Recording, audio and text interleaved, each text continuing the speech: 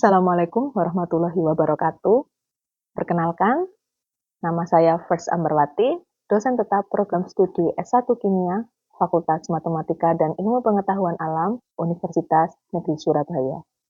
Pada kesempatan kali ini, izinkan saya untuk menyampaikan pernyataan deskripsi diri unjuk kerja Tridharma, Perguruan Tinggi atau PDD UKT-PT dalam bidang pengajaran sebagai persyaratan sertifikasi dosen tahun 2026. Bidang pengajaran ini selaras dengan bidang keilmuan yang saya tekuni, yaitu kimia, dengan bidang keahlian kimia organik. Adapun uraian pada video ini difokuskan pada 3 aspek, yakni delivery, interaction, dan assessment. Melalui video ini, saya akan memaparkan salah satu mata kuliah yang saya ampu, yaitu senyawa organik polifungsi. Mata kuliah ini termasuk mata kuliah wajib program studi yang ditempuh pada semester gasal di program studi S1 Kimia FMIPA UNESA. Adapun deskripsi mata kuliah ini adalah mengkaji tentang senyawa organik polifungsi, hidrokarbon aromatik polisiklik dan heterosiklik, karbohidrat, protein, lipida, dan senyawa metabolit sekunder. Kemampuan yang diharapkan yang pertama adalah capaian pembelajaran lulusan atau CPL. CPL yang dibebankan pada mata kuliah ini menunjang CPL ketiga dan kelima pada kurikulum program studi S1 Kimia FMIPA UNESA. CPL 3 yaitu mengembangkan pemikiran logis, kritis, sistematis, dan kreatif dalam melakukan pekerjaan yang spesifik di bidang keahliannya, serta sesuai dengan standar kompetensi kerja bidang yang bersangkutan.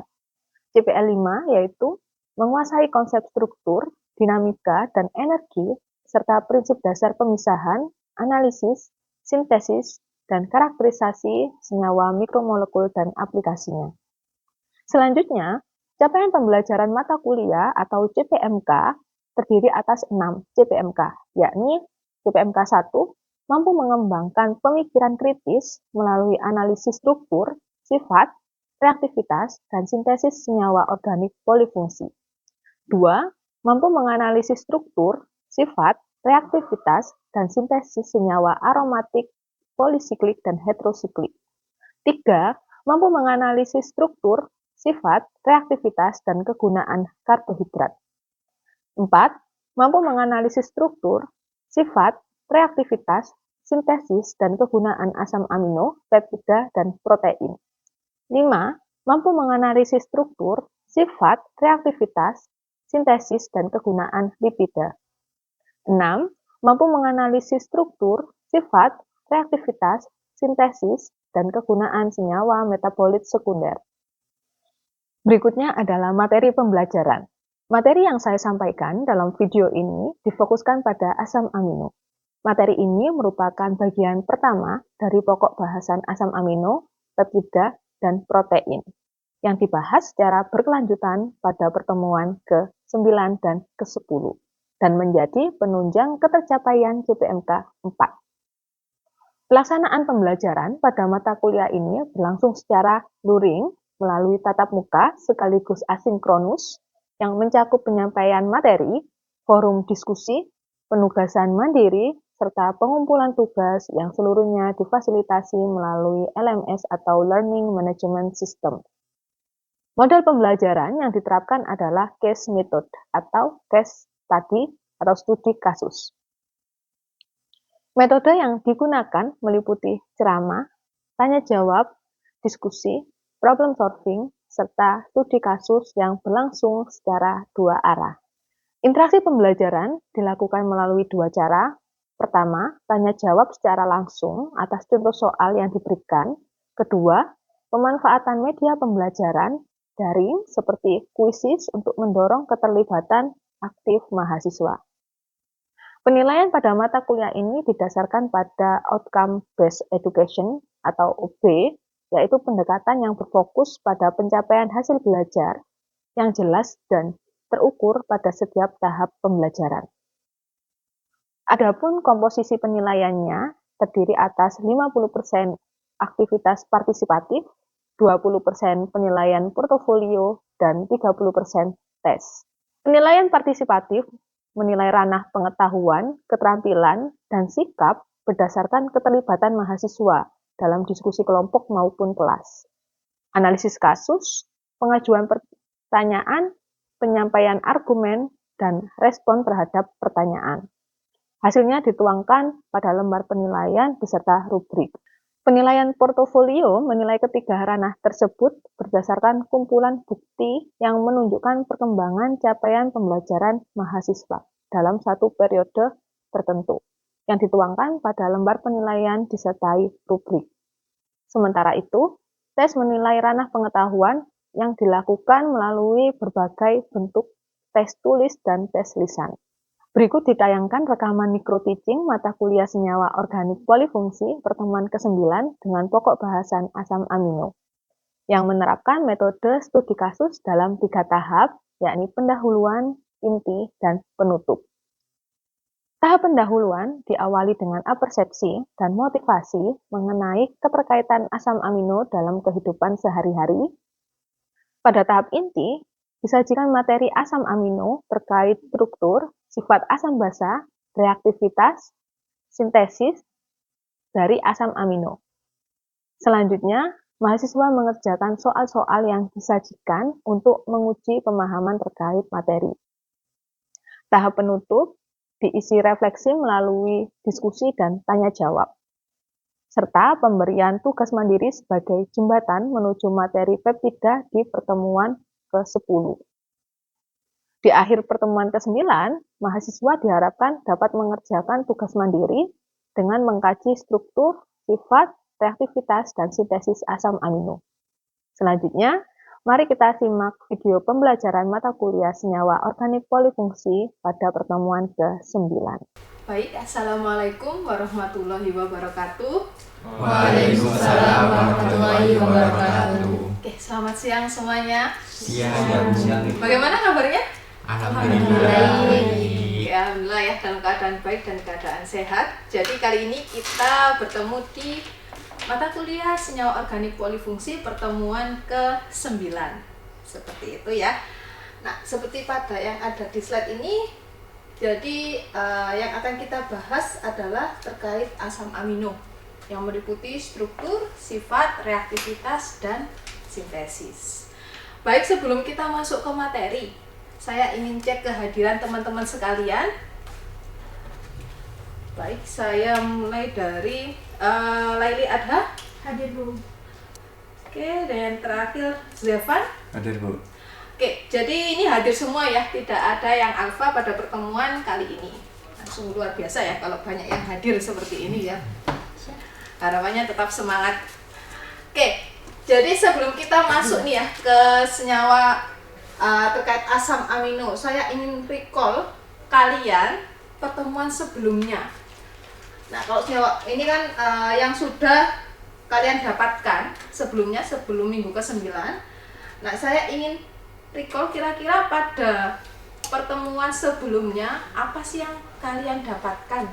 Seperti itu. Ada yang mau ini menjawab atau mau Izin menjawab. ya? Oke, silakan Laili. Ya, jadi pada pertemuan sebelumnya kita sudah belajar tentang klasifikasi karbohidrat, mulai dari monosakarida sebagai unit gula yang paling sederhana, lalu disakarida yang terbentuk dari 2 monosakarida sampai polisakarida yang merupakan gabungan banyak monosakarida. Selain itu kita juga sudah belajar bagaimana monosakarida bisa membentuk struktur siklik atau cincin. Oke, baik, sangat lengkap sekali Lali. Jadi sudah belajar terkait monosakarida sebagai unit terkecil di mana dia akan membentuk, kalau terdiri dari 2 monosakarida berarti dia akan membentuk suatu disakarida. Nah, unit-unit kecil ini akan membentuk rantai lebih panjang lagi menjadi polisakarida. Seperti itu ya, bahkan bisa menyusun suatu karbohidrat. Baik, seperti itu. Nah, luar biasa ya, sudah lengkap sekali yang kalian ketahui pada materi sebelumnya. Nah, ini adalah pada overview. Tadi kan sudah dijelaskan karbohidrat ya. Ini adalah sudah dari pertemuan pertama, lalu ada karbohidrat. Dan yang saat ini akan kita bahas adalah asam amino, peptida, dan protein. Nah, sebenarnya asam amino, peptida, dan protein, kalau kalian sudah tahu dasarnya di karbohidrat, tadi kan Laili menjelaskan bahwa monosakarida adalah unit terkecil sehingga bisa membentuk unit yang lebih panjang. Sama dengan asam amino. Jadi asam amino ini adalah unit terkecil atau monomer, dimana kalau dia berikatan lebih panjang, dia akan membentuk peptida dan dia akan juga membentuk suatu protein. Seperti itu. Sama dengan mata kuliahnya. Kalian mata kuliah apa ini? Senyawa organik? Polifungsi. Kalau polifungsi sudah dilihat dari katanya, poli adalah banyak, fungsi adalah gugus fungsi. Jadi di asam amino ini nanti akan ada lebih dari satu gugus fungsi, seperti itu untuk overview-nya ya, akan kita bahas. Nah ini ya, jadi ini adalah pertemuan 9 dan 10, tapi kita bagi pada pertemuan ke-9 kita akan membahas spesifik di asam amino. Nah tujuan pembelajaran pertemuan ke-9 itu apa? Yang pertama menganalisis struktur dan sifat asam amino. Yang kedua adalah menganalisis sintesis dan reaksi kimia pada asam amino. Seperti itu. Saya lanjutkan ya. Nah, ini sebagai intro. Tadi jadi protein itu adalah termasuk poliamida. Amida sudah kalian pelajari di monofungsi bahwa dia mempunyai gugus fungsinya karbonil dan suatu amina ya, CONH. Nah, jadi protein itu adalah suatu poliamida di mana dia itu adalah building block-nya atau penyusunnya itu adalah asam amino.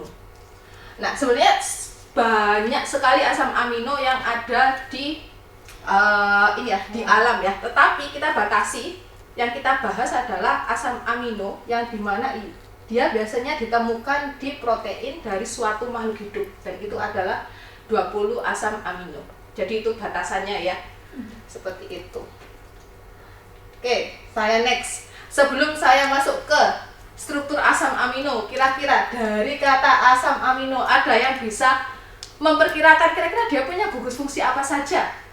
Ada yang mau? Jawab. Oh ya, silakan Ayah Halimah. Jadi dalam asam amino itu tersusun dari gugus fungsi amino dan asam karboksilat. Oke, amino dan asam karboksilat sehingga dia namanya adalah asam amino. Nah, kadang kita tuh dalam memahami sesuatu itu bisa dilihat dari katanya atau kalimatnya. Nah, oke kita buktikan ya. Oke.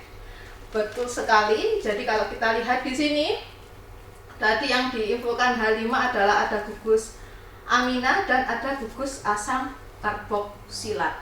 Nah, ada dua gugus fungsi sehingga dia adalah senyawa polifungsi. Yang menariknya di sini asam amino itu kan 20 ya yang tadi kita bahas, tapi kalian tidak perlu menghafalkan semuanya karena strukturnya beda-beda. Yang perlu kalian tahu adalah struktur dasarnya. Jadi struktur dasar dari asam alfa amino ini adalah karbon alfa namanya. Karbon alfa ini mengikat asam karboksilat seperti Halimah tadi dan gugus amino. Karbon tangannya ada berapa teman-teman? 4. Ada 4. Betul, berarti yang duanya apa? Satunya adalah hidrogen, ini sudah pasti mengikat hidrogen. Yang satunya adalah rantai samping, gugus R. Jadi gugus R ini nanti yang divariasi. Asam amino ini contohnya CH3 ini adalah alanin. Jadi kalau alanin R-nya CH3. Kalau R-nya hidrogen berarti namanya glisin. Kita hanya berubah di gugus R-nya saja. Bisa dipahami sampai sini? Nah, itu adalah salah satu cara bagaimana kita bisa mengerti dan mengingat struktur dari asam amino. Seperti itu. Nah, nanti yang kita bahas ada 20 asam amino ya. Nah, sifat ini ya, karbon alfa, ini karbon alfa itu mengikat gugus R. Nah, sifat asam amino nantinya dia bergantung pada si gugus R-nya. Seperti itu. Dan sini ada yang ditanyakan teman-teman? Sudah paham dan jelas? Oke, kita next ya. Nah, asam amino di kehidupan sehari-hari. Ada apa? Nah, saya yakin ini adalah MSG, monosodium glutamat. Atau yang kalian kenal dengan micin. Nah, betul. Jadi micin itu termasuk garam dari asam amino. Dia berbentuk kristal. Nah, ini biasanya digunakan untuk membuat suatu makanan ini menjadi lebih umami atau lebih terasa. Kalau kalian makan dengan micin dan tanpa micin enak mana? Pakai micin. Pakai micin. Kalau yang mau tanpa micin ini yakin. Gitu ya. Oke, ini adalah salah satu asam amino. Jadi kalau kalian konsumsi MSG, berarti kalian mengkonsumsi garam dari asam amino. Seperti itu. Oke, saya next ya. Dan tanyakan? Sudah jelas ya. Nah, selanjutnya adalah klasifikasi dalam asam amino. Untuk mempermudah kita mengetahui sifat asam amino, maka diklasifikasikan. Berdasarkan apa? Berdasarkan si gugus R-nya atau rantai sampingnya. Nah, ini dia klasifikasinya itu berdasarkan sifatnya di larutan berair.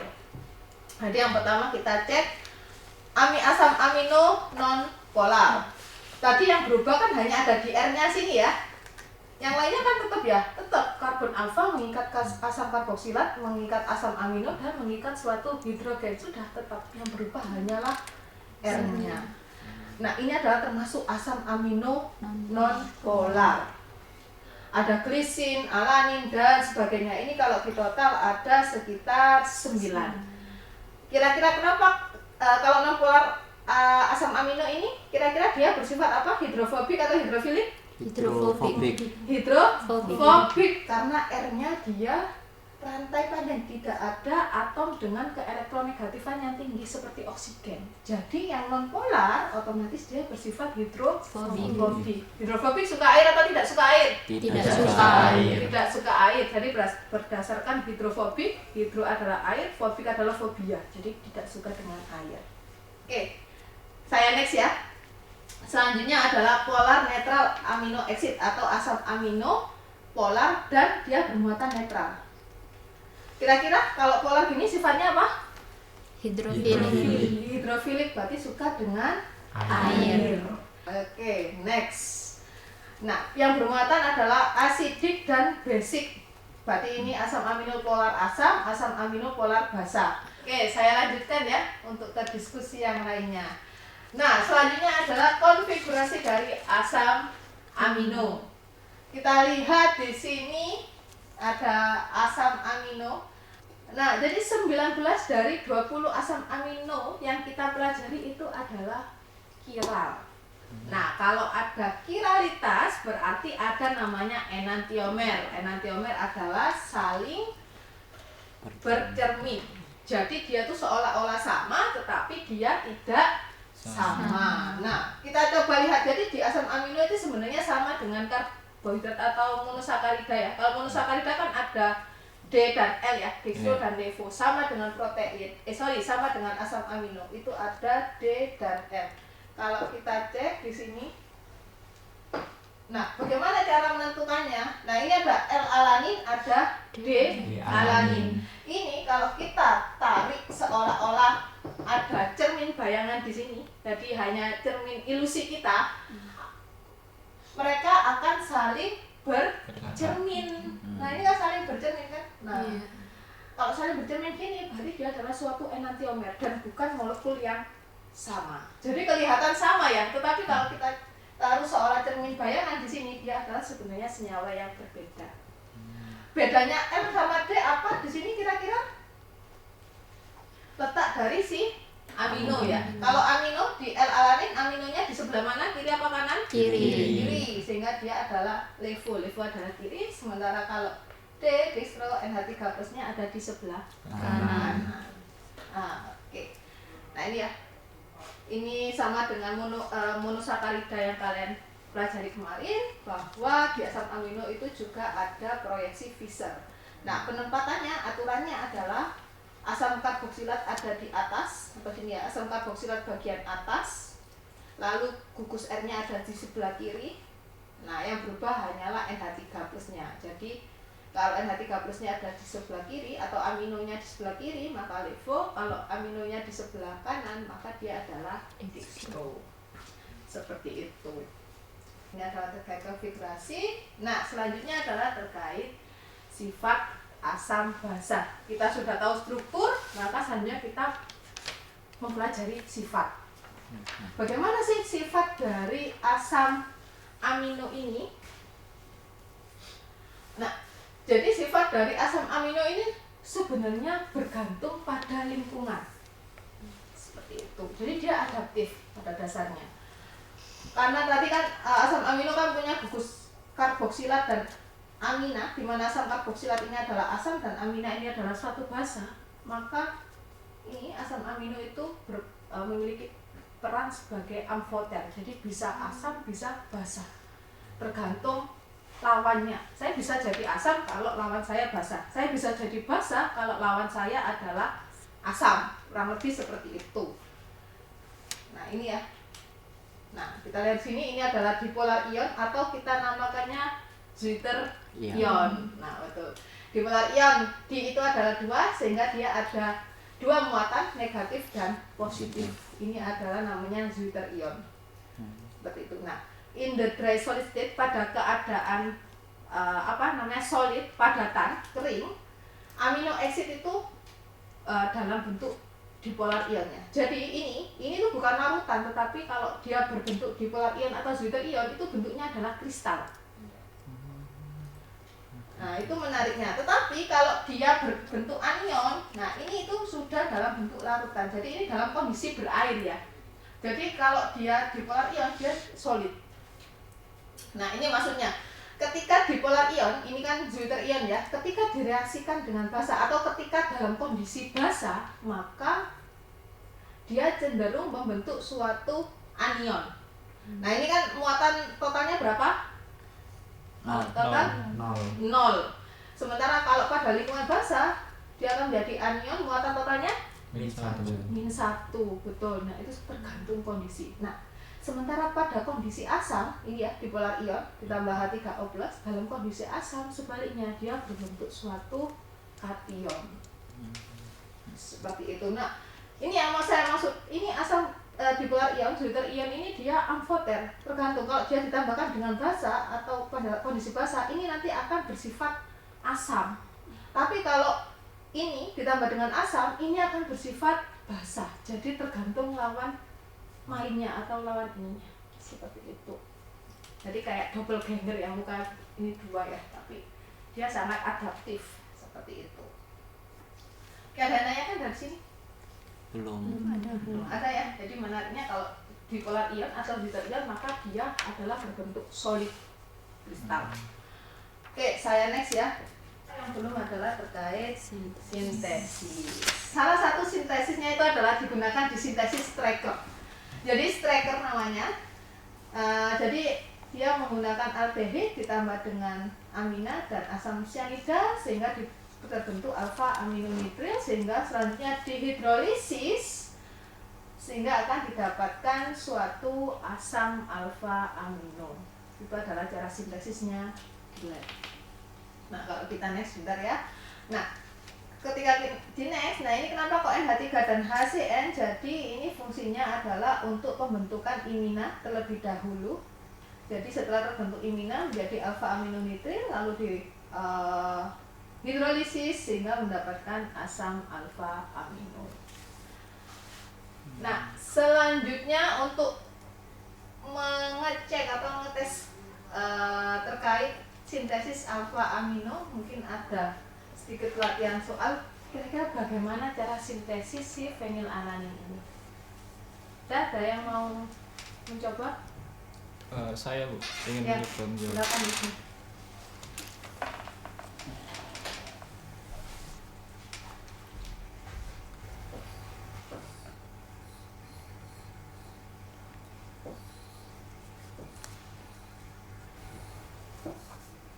Izin mencoba menjelaskan Bu. Iya, silakan Yusuf. Jadi untuk mensintesis fenilalanin kita perlu melihat jumlah rantai karbon dari gugus fenilalanin sendiri. Makanya kita di sini memakai starting material fenil acetaldehyde karena memiliki gugus R atau rantai karbon yang sama dengan fenilalanin. Kemudian berdasarkan sintesis Strecker tadi kita mereaksikan amonia dengan HCN.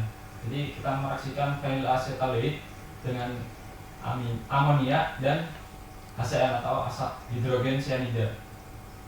Kemudian akan terbentuk alfa aminonitril. Di sini kemudian alfa aminonitril dihidrolisis dalam suasana asam, kemudian gugus dari nitrilnya akan terhidrolisis menjadi gugus karboksilat dan akan terbentuk fenilalamin. Mungkin seperti itu. Oke, sudah betul ya. Oke, terima kasih Wisnu. Tepuk tangannya dulu. Oke, terima kasih Wisnu. Jadi sudah sangat lengkap dan sudah sesuai. Jadi ini ya, harapannya sudah mengerti ya terkait sintesis ya. Oke, selanjutnya saya next ya teman-teman ya. Nah, oke, selanjutnya adalah reaksi asam amino. Karena di asam amino ada gugus asam karboksilat dan amina. Kira-kira reaksi apa sih yang terjadi nanti kalau dia ada di gugus amina? Ada yang mau berpendapat? Ya, silakan Najwa. Izin menjawab Bu, menurut saya ketika gugus amino berikatan dengan gugus asil yang umumnya berasal dari turunan asam karboksilat reaktif seperti asil halida atau asil halida dan anhidrida asam, nantinya akan terbentuk ikatan amida baru Bu. Gitu. Oke, terima kasih. Oke, betul. Dia akan terbentuk ikatan amida yang baru. Untuk cek kepemahaman kalian, nah selanjutnya silakan dicoba kuisis untuk cek pahaman kalian. Silakan bisa di scan barcode-nya.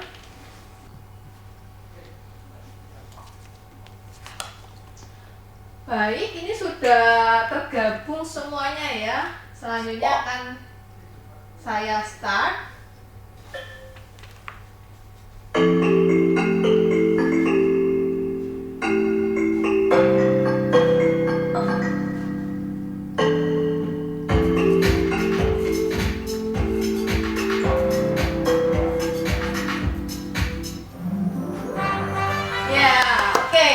Adalah hasil dari kuisis. Ternyata peringkat 1, 2, 3-nya ini laki-laki semua ya.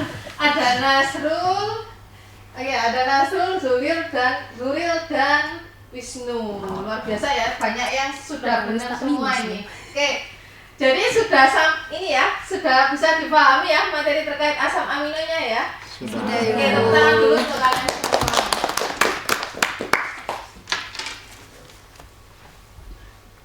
Baik, ini tadi kita sudah belajar terkait asam amino. Kira-kira apakah ada yang mau merefleksikan kira-kira apa yang sudah kalian dapat di materi kali ini?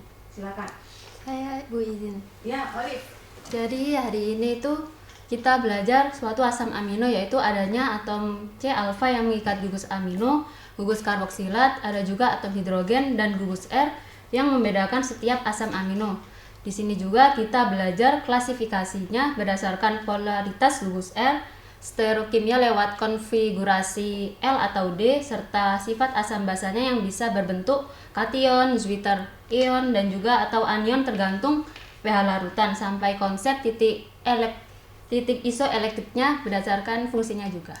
Oke, terima kasih Olive, sangat lengkap ya. Jadi terkait struktur, sifat dan juga terkait ini tadi ya, apa stereokimianya. Ya, baik, mungkin sebelum kita akhiri ya kelas kita kali ini, maka akan ada penugasan. Jadi untuk minggu ke-10 sesuai dengan RPS, yakni penilaian portofolio, penugasannya adalah silakan ya rangkum materi peptida, karena yang akan kita bahas adalah peptida protein, lalu eksplorasi sintesis polipeptida, cari satu contoh protein dan jelaskan satu faktor penyebab denaturasi.